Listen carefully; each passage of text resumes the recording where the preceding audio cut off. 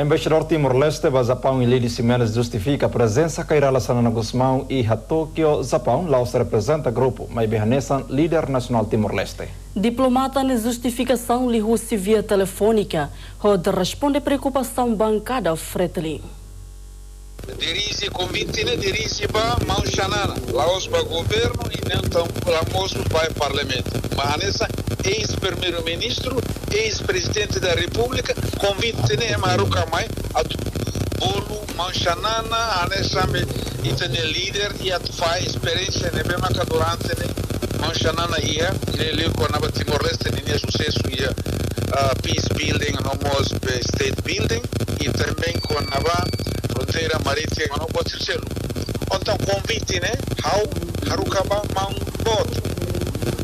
Mambot a tu questão fila fale para Portugal,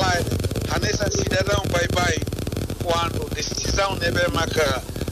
parlamento vote, governo vote com a tu de qualquer tempo por ao pronto, mas bem tem que halo defesa va informação para a tua bote los calai tem que halo clarifica a informação los tem que halo los los ao simo consequência sair de anessa serviço na qualquer tempo ne coopera o governo mas bem tem que halo informação ne los e claro também vamos se lá o sura truma para o ministra estrangeiro para tu explicar a situação né